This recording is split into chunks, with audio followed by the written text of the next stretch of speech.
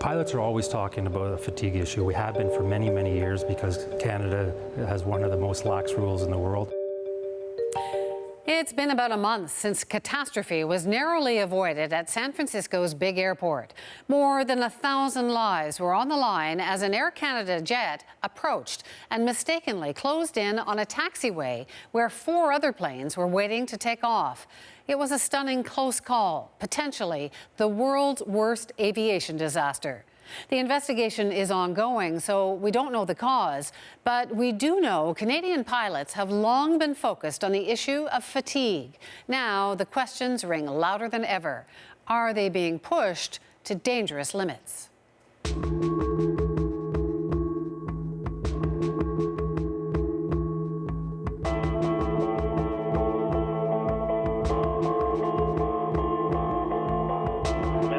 I just want to confirm this Air Canada 759. We see some lights on the runway there. Across the runway, confirm the clear to land. Air Canada 759, confirm clear to land, runway 28 right. There is no one on 28 right, flight you.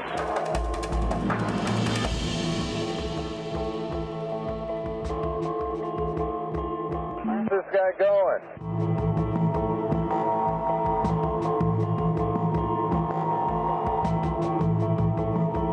On the taxiway. United 1, Air Canada flew directly over us. A near disaster at SFO could have been one of the biggest aviation incidents in recent history. It was, in fact, a very close call. 4 other passenger jets loaded with passengers narrowly missed crashing into several planes at SFO. Once you get fixated on something like a taxiway, thinking that it's a runway, man, it can be really difficult to change your mind's eye. Now we've learned more from U.S. investigators about just how close that plane came to disaster. The U.S. National Transportation Safety Board says it was only 56 feet from the ground when it veered away. These airplanes came within 1 wingspan of each other. Well, one expert said that if you crunch the numbers, that it was 11 seconds away from hitting a plane. Yes, that is true. That's probably in that time. If he kept going. If he kept going, and that how, at your rate of speed and your 11 seconds. It's close. With an estimated 1,000 lives at stake and the 5 planes involved, it could have been the worst accident in aviation history. The pilots were experienced with thousands of hours of flying. But many Canadian pilots argue fatigue could help explain what happened. So there are some clues that there's confusion. And when you start bringing situational awareness, confusion, not seeing your mental model or a confirmation bias, those are all effects of being fatigued. Barry Wisnowski is a captain with a major Canadian carrier and helps conduct investigations with Canada's Transportation Safety Board.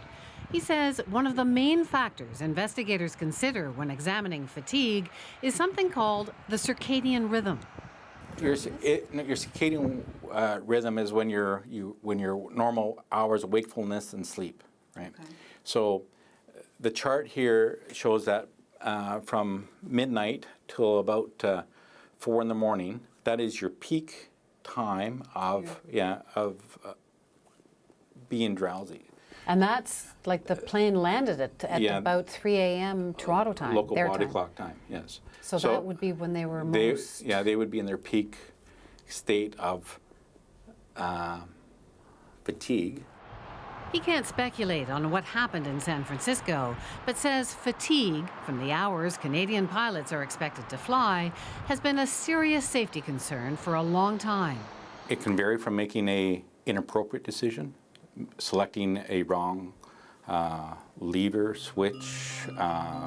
It can give you a false sense of where you are in space. It can lead to emotional distractions. Your mood worsens, your attentiveness is decreased, your time on task on a job, as it lengthens, it's equivalent to having a blood alcohol content of 0.012 or whatever, and that was proven. So like you're impaired. It is. Like you're drunk. Yeah, and the documentation is out there that your time of wakefulness was a comparison to alcohol impairment. So in Canada, we can have a pilot that's up for 20 hours, and it's legal, and he would be performing at a impairment level as if he was well over the legal limit of 0.08. Change came in other countries after this crash in Buffalo, New York in 2009. An investigation found one of the main causes was likely pilot fatigue. We walked to honor our loved ones, but we marched for aviation safety. The Buffalo crash was a call to action.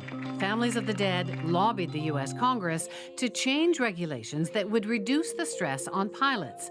And it worked. The yeas are 93, the nays are 0.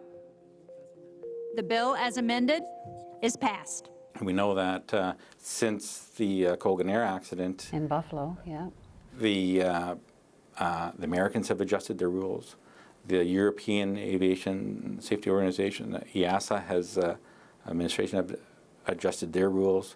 Australia's adjusted theirs. India has adjusted theirs, and we can't do it.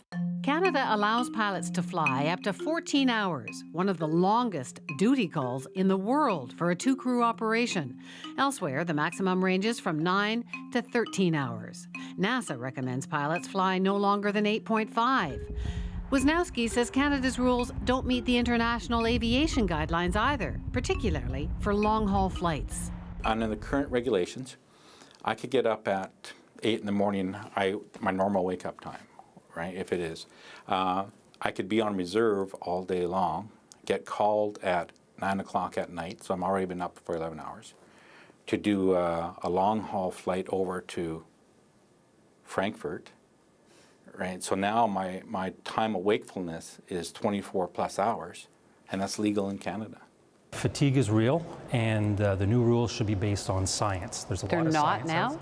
They are not based on science. Dan Adamus is the Canadian head of the Airline Pilots Association, one of the groups petitioning the federal government for safer skies. To let the minister know that it's a serious issue and they should act on this as soon as possible. 6,400 people, many of them pilots, have signed a petition telling the Minister of Transport Canada's rules on pilot fatigue are 20 years out of date. We have to be there to be Mark Garneau had introduced some long-awaited modifications this past June. Safety has always been critical, and so I want to ensure that we can make it as safe as possible. And part of that is not only that the pilot is fit to fly, but that the support systems are there for that pilot. Some recommendations. Adamus says it's an improvement, but they put forward a proposal which we could live with initially, but because of a lot of pressure from the operators or the airlines, because they were saying this was going to cost them too much money because they'd have to hire more pilots, Transport Canada has backed down. They've watered down these rules, and now the new rules, if they are allowed to go forward, will keep us in the bottom half of countries in the world. the flight hours will be shortened, but it's not that simple. It's a very complex rule. So what we're talking about is the duty period, the time you start your day, which is approximately an hour or so before your first flight, and ends when the aircraft stops at the gate on your final flight. And then there's flight time limitations as well. So, for example, Canada's new proposal going forward, we're going to be limited to 112 hours in 28 days. The US, they're limited to 100 hours, and then there's a handful of countries that limit their pilots to 90 hours in the 28 days. So you can see where Canada is lax in that area as well. And he says that's not all, that airlines can approve special exemptions for pilots to fly longer hours when they want them to. So bottom line, your concern is what? Well, there's airlines out there that are very good airlines that are going to do a very good job at that and are genuinely concerned for safety.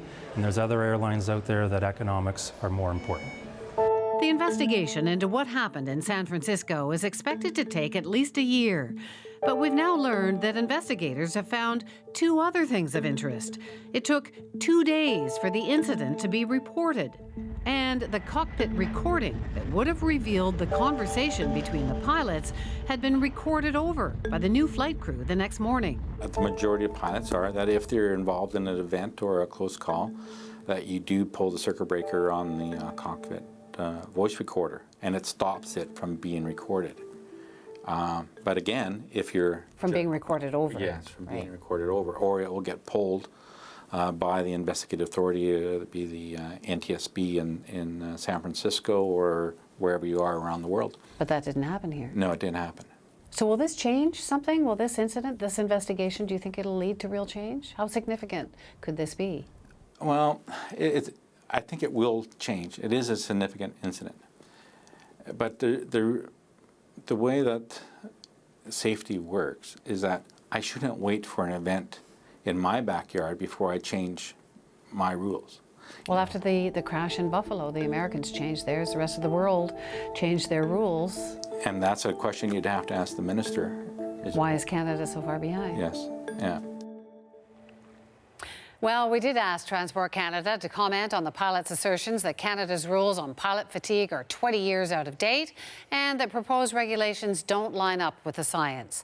The response, in part, Transport Canada is proposing to improve air safety with changes to flight crew fatigue management regulations. The new rules aim to reduce flight crew member fatigue and align with today's scientific data, international standards, and best practices.